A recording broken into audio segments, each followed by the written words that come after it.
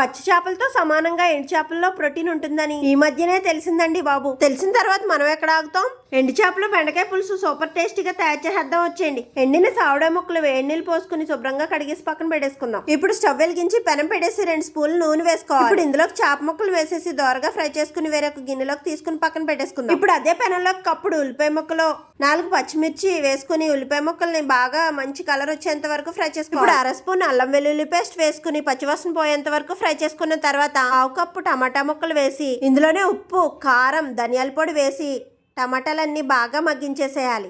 ఇప్పుడు ఇందులోకి ముందుగా కట్ చేసి పెట్టుకున్న బెండకాయ ముక్కలు కొద్దిగా నీళ్లు పోసి బాగా కలిపేసి మూత పెట్టేసి ఒక 5 నిమిషాల పాటు ఉడికించుకోవాలి. ఇలా ఉడికిన తర్వాత ఫ్రై చేసి పెట్టుకున్న చేప ముక్కలు 1/2 కప్పు చింతపండు పులుసు వేసేసి మూత పెట్టేసి 7-8 నిమిషాల పాటు బాగా ఉడికించుకోవాలి. ఇలా ఉడుకుతున్నప్పుడే ఫైనల్ గా కొద్దిగా కొత్తిమీర చల్లుకుని స్టవ్ ఆఫ్ చేసి దించేస్తే వేడివేడిగా ఎండు చేపలు బెండకాయ పులుసు అయితే రెడీ. చూసారు కదా, వీడియో నచ్చినట్లయితే లైక్ చేసి మన ఛానల్ని ఫాలో చేసేయండి. Thank you for watching.